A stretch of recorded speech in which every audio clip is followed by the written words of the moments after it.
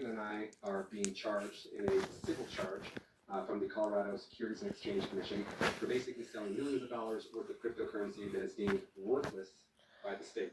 And by everyone else in the world with eyes. So he's trying to position it a little bit like it's a civil lawsuit for all of this, and it's deemed worthless by the state, but it is worthless completely by every possible definition ever. It is worthless. This was, from the get-go, it seems, designed to just make them a lot of money and fuck a lot of the followers in the end.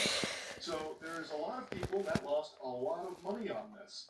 And now they're looking at some repercussions, and this is his attempt to try and spin himself as kind of a victim here. And the reason that they're saying that it's worthless is because there is no exit for people who have bought. Do you know what we call that? A scam. Basically, people who bought in can't exit. Their money is now stuck there. But you know who could exit? Butt Plug City. Yeah, I mean, not wrong. This all does look like something you find on Bad Dragon. Health and safety. Wait. Hold on. Mustache, but make no mistake, they're the villains. So they are claiming that the Gormans were behind on payments, they weren't doing their due diligence, so there was a fear that there might be bankruptcy, skipping town, this kind of thing. So they actually sent Brandon Best undercover, incognito, to shop around and take video to send to them. And this was before Brandon came in to take them out. So they were already investigating the Gormans and this shop in particular. It's a video of the store condition in preparation for this handover, but at this point, Brandon does not announce himself to Crystal Gorman. Later, though, on November 14th, once again, the same concern about the Gorman stealing or theft was expressed by the McNabb. Brandon was trying to make sure that they weren't taking and dumped and winning lotto casinos.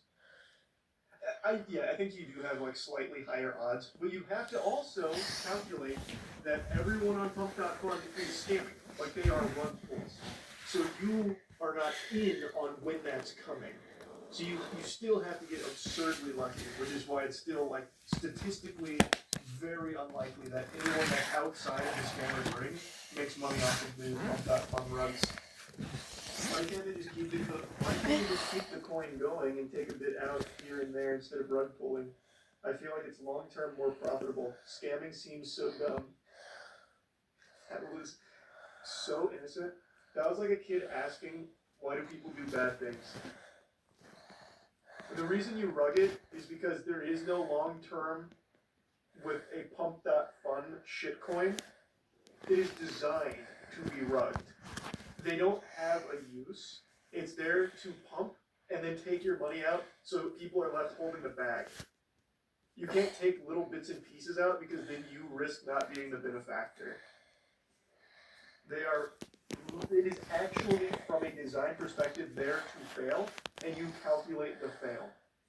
It's so degenerate. Is Jack gonna get jumped soon? I doubt it, man. Anyone that bought into the Pump.Fun probably had their parents' permission to do it. If they wanted to jump Jack, they'd have to. The site is literally made for rug pulls. That's the whole point. It's going to give birth to a whole new generation of highly skilled and experienced scammers. Nope. No, it is not. Like a 13-year-old with the huge rug pull the other day for Quant. He didn't do anything technically impressive. On the site, on Pump.Fun, I don't want to pull up the site. The site is so fucking degenerate. But on the site, there's something that just says Start Coin. You click Start Coin, and you can just make your shit token. He didn't do anything besides just click Make Coin using whatever fucking protocol is native there. I have no idea. Launched it, and then just streamed, and then people started putting money into it, and he said, thanks for the 20 bandos, left, and then came back with, I'm sorry, thanks for the 10 bandos, left, then came back for Lucy, another 10 bandos, idiots, and then left. The experience he gained is that people are fucking idiots. That was the experience he gained from it. He's not highly skilled. Crazy to think Quant Kid probably made 50K from scamming and probably still believes in Santa. He's gonna try and buy one of the reindeer from Santa's sleigh. Not satisfied with just one pump and dump on his audience, Jack Doherty did it again. Like King Neptune, he said, "That was so good, I want to try it a second time." So he apparently did another stream on Twitter where he rugged another coin. I can't find that broadcast, so I only have this screenshot to go off of, but you can still see the tweets that he was posting about it before going live. So he clearly was doing a meme coin stream, then deleted some of the tweets, and in the comment section you can see people being very upset that he rugged them again. The shitcoin this time around for Jack was hated. The lore being people hate Jack for good reason. So he immediately rugged it as soon as he could, speedrunning financial crimes with a goofy smile on his face that not even his mother could love. And now, as an act of revenge, the people that got rugged are now driving the price of hated up really high. Same play that we saw from the playbook when that 13-year-old rugged people with Quant, and then after he was out, they drove the market cap through the goddamn roof. They fucking blasted that Insano style in order for the kid to feel bad because he made 30K when he could have made $1 million if he held. Though he would have never made $1 million because if he didn't rug them, it would have never had that market cap because people wouldn't have done that. It's a secondary scam. So what happened is people got rugged, then they start putting in more and more money to give the appearance like, hey, we need to get revenge, so we're going to drive this up. So then they drive it up in order to get some people to buy in, so that way the people that got rugged can get the fuck out without taking as much of a loss on it. So that's what they're trying again here with Jack Doherty's meme coin. I can't believe people bought into his first shitcoin with McLaren, let alone the second time. This is the exact same thing that just happened on the same site with the exact same formula here a couple days ago with Quant, and people are still falling victim to it. And Jack is going to keep doing this. Jack is probably going to do this every single day, and unfortunately, I think it's going to work every single time because for some reason, people keep thinking that they are the galaxy brain. They are the one who knocks. Yeah, it's a rug pull. We know Jack's going to rug it, but I'm going to be there when he does to capitalize off all the idiots, all the sheep that don't see between the lines like I do. Wake the fuck up, moron. Everybody knows that. Everyone's doing that same thing, which is why you keep getting rugged. That's the whole purpose of this. Like, it's going to keep happening. The only person that wins, well, two people, Jack and Pump.Fun. Pump.Fun's making 20 million plus a month off of this degeneracy. And Jack is able to just keep farming imbeciles, absolute buffoons. It actually blows my mind how willing people are to just get scammed, blatantly scammed, laughed at in their face, and keep coming back for more. It's nuts. So I expect Jack to be doing this every day until the fucking authorities show up and take him away in handcuffs, if that day ever comes. He is literally streaming himself committing financial crimes. But because it's in the crypto sector, it's not something they actively pursue all that hard. But maybe they will at some point, and he'll face the piper then. Anyway, though, that's really about it. So, yeah. It's been a long time coming, but we're finally reaching the point where annoying, destructive pranksters are getting arrested more and more frequently. It is glorious. I'm going to talk about someone that I know none of you have ever heard of. His name is Tommy Tough Knuckles. That's actually what he calls himself. Something an 11-year-old would have named themselves on Xbox Live in 2004. He's now been slapped with 8 criminal charges, a nice charcuterie board of consequences. Kyle, you wanted attention, now you got it. But Kyle Vasquez had trouble navigating all the attention at court today. Big trouble. First, an obscene gesture. Hey, what are you doing? What? We're not doing that. Yep, he's handling it exactly how you'd expect someone like him to. Like a bitch. I'll get into what landed him here in this pickle in a moment. What did they finally get on the infamous Tommy Tough Knuckles, the biggest, baddest guy on the playground? It is pathetic. This guy is a super loser. I still can't even believe he willingly chose to call himself Tommy Tough Knuckles at 21 years old. His name is Kyle. He made a conscious decision to go by Tommy Tough Knuckles like it's his fucking persona or something, while looking like this.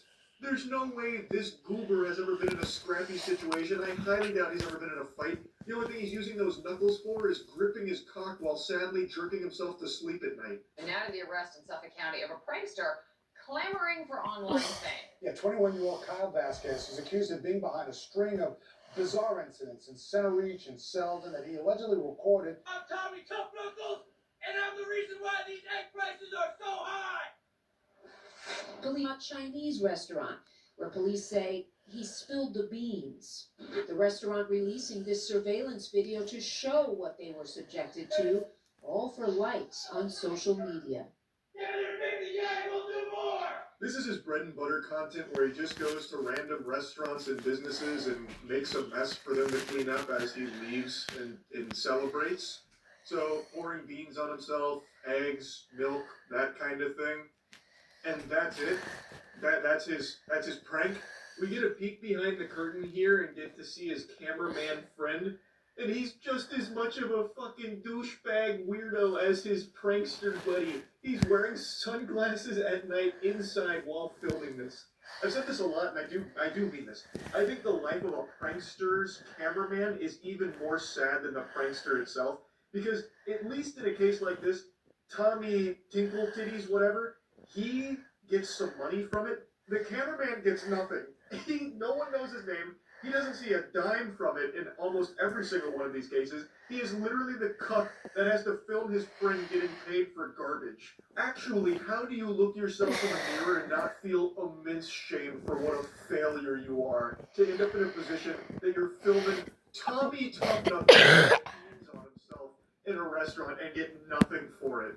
It's such a waste. Like, you really need to reanalyze how you got to this point and make some serious changes, because it is pathetic. Now, he does a ton of these. These are the two that the news organizations kept playing. But he's got others, like Atozi showed his 15K special where he does the same shit with milk and then throws milk on some random woman that was walking by. But this trash was just the tip of the iceberg for Tommy Buttfuckles. He ended up doing a couple of videos where he would go up to strangers and say that he has an emergency, he urgently needs to use the bathroom. Can they please let him use the bathroom? And people being nice actually did let him into their home to use the restroom after he told them all of this. And he was secretly filming them to humiliate them for their act of kindness.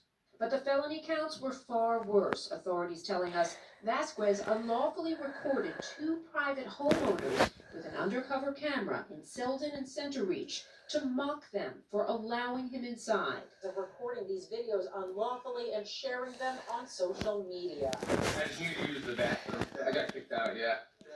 I have like a bunch of felonies and stuff, so. In this video, he jokes about having a criminal record, and while he profits from likes and views on his page.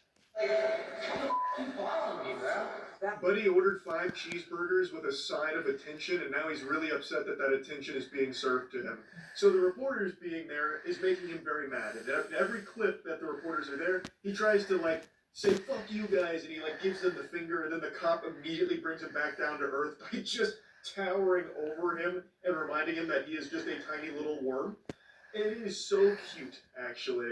Like, he wanted this attention so bad, and now he's crying about it. It's entirely his own fault for being a clout-obsessed goblin creature. Now he's made a bigger mess of his life than all the eggs he poured on himself at restaurants and shit. He did it to himself. To secretly record people being nice after you've told them, like, you're going through something bad and really need to use the restroom is crazy. The prank was to humiliate people for being kind to you. Hey everyone, make fun of these fucking idiots for believing my story. I could have been a murderer. Everyone make fun of these guys. Ha ha ha. Dummies. Tough Knuckles, not so tough as he then bolted from us at the courthouse, free till his next court appearance, but shielded by friends who came here mostly to twerk. Holy Toledo, did you see that sprinting speed from Tommy Buttfuckles? All the makings of a varsity athlete right there. What was that, a 10-second 40-yard dash? Heavens to Betsy. Right into the open arms of his supportive group of pals there. That look like you can smell them from across the room, these fucking dweebs. Busting out the gritty, ironically. Oh, God. Like, surrounding yourself with just yes men enablers that are encouraging this behavior is just unhinged, man. I just don't understand why nobody in the meatball sub brigade over here could have sat Kyle down and told him to stop, that it's a terrible idea and it's a really piece of shit thing to do. All of his content, by the way, is just harassing normal people and businesses and employees. Like another prank that he loves to do is the friend stuck in the stall prank, where he'd go up to workers at businesses and say that one of his friends is having an emergency in the bathroom and he's stuck. Can you go free him? So they would go in to try and free them. But it turns out no one was stuck in the bathroom. It was all there to make the employee look stupid.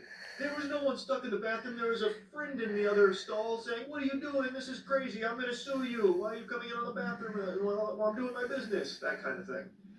Just all of this content is just harassing other people.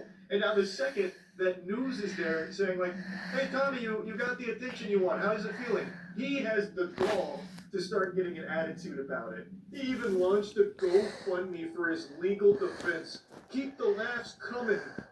Kyle, the only laugh you've ever delivered is getting arrested. The laughs are coming because you've been arrested. No one wants to see that stop, man. This is the only good thing that you have ever done, is get fucking arrested. Like, that is the only time you've made anybody laugh, Kyle. Now, since his arrest, get this. He's kind of breaks his stern. He's playing things really safe. He's like eating food now for videos. Like, imagine that. If you actually punish someone's bad behavior, it stops. Wow. I can't fucking believe it. Anyway, I really hope this trend continues of finally starting to step in and stop this kind of dog shit. Because when you do start to give consequences to someone that's just endlessly harassing people in public for content, it stops it. It puts the kibosh on it. So let's keep doing that. That's really about it. See ya. Yeah, my hair's wet because I just got out of the shower. I've been smoking on that West Virginia sticky couch co-op, and it's got me feeling like making fun of some more Pokemon scalpers. This has become a pretty embarrassing... I can hear a lonely operator on the phone. She can't call home.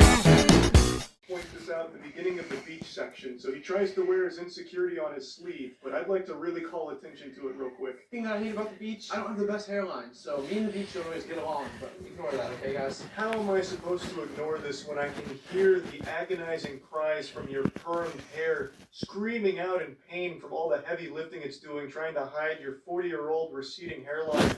Especially with this facial hair combo going on here. You've got that chin strap beard, that fucking toilet seat fuzz going around. It does not work well when the wind blows in. That's gotta be your worst enemy here. I can now fully understand why you're not a huge fan of the beach, but honestly, anywhere the wind blows... By yourself, sitting alone. I hope we're still friends, yeah, I hope you don't mind. By yourself, sitting alone. I hope we're still friends, yeah, I hope you don't mind. By yourself, sitting alone. I hope we're still friends, yeah, I hope you don't mind. By yourself, sitting alone. I hope we're still friends, yeah, I hope you don't mind. By yourself, sitting alone. I hope we're still friends, yeah, I hope you don't mind. By yourself, sitting alone. I hope we're still friends, yeah, I hope you don't mind. By yourself, sitting alone. I hope we're still friends, yeah, I hope you don't mind. By yourself, sitting alone. I hope we're still friends, yeah, I hope you don't mind. By yourself, sitting alone. I hope we're still friends, yeah, I hope you don't mind. By yourself, sitting alone. I hope we're still friends, yeah, I hope you don't mind. By yourself, sitting alone. I hope we're still friends, yeah, I hope you don't mind. By yourself, sitting alone. I hope we're still friends, yeah, I hope you don't mind. By yourself, sitting alone. I hope we're still friends, yeah, I hope you don't mind. By yourself, sitting alone. I hope we're still friends, yeah, I hope you don't mind. By yourself, sitting alone. I hope we're still friends, yeah, I hope you don't mind. By yourself, sitting alone. I hope we're still friends, yeah, I hope you don't mind. Voice of an angel right there. Speedrunning an intro here. I just learned about some of the most entertaining drama of 2024. I saw it through Evil Pineley's video covering the situation 2 weeks ago, and it is still going currently today. It's about the CEO of a parchment paper business losing his mind and having this whiny temper tantrum meltdown, all because he watched a TikTok video of a girl being cooked a meal by her father. When I told my dad I was going to be getting him the same pants that Gordon Ramsay has, he was so excited. I'm talking about the Hexclad pants, and today... It's a super innocent video of this girl's dad making a meal. and the CEO of ParchmentPaper.com was angrier about this than he would be if he walked in on his wife having sex with another man. Though it is quite the stretch of imagination to envision this guy, this lunatic, with any kind of companionship in his life. So after watching this, he was infuriated, went on the actual company's business account, and left a mean comment, which started a series of events he couldn't have possibly foreseen. I posted a video yesterday of my dad cooking for me with these Hexapod pans that we had gotten. There was a comment on there where the person goes, "Must be tough living a life on easy mode." I also didn't think the comment was rude at first, so I responded with, "Lucky to have parents who make it possible." And they responded, "Yeah, we get it. You have no skills and family money." That's already such a weird comment right there. Must be nice living life on easy mode when it's just a girl getting cooked a meal by a caring father. Like, how bitter and miserable can you make sense? So he's so upset that he's doing this from the actual business account for ParchmentPaper.com. So the Parchment Paper Patriot is really having a conniption. And then the poster responds saying, you know, it's supportive family, got lucky. She said she didn't even find it rude at first, which I don't know how you would see that as anything other than rude. But regardless, her response was super sweet, and he gets even more heated about that, fucking steam coming out of his ears, and goes, "Yeah, we get it. You have no skills and family money." What kind of projection is this? Holy insecurity. What do you mean you have no skills? All she did was show a video of her dad cooking her a good meal. It's ridiculous to assume that she has no skills. It's based on nothing. She has bowling skills, nunchuck skills. She could be one of the most skillful human beings on the fucking planet. We have no idea. And then he's going, it's your family's money. You're suckling off their bosom because your parents have money. What is happening here?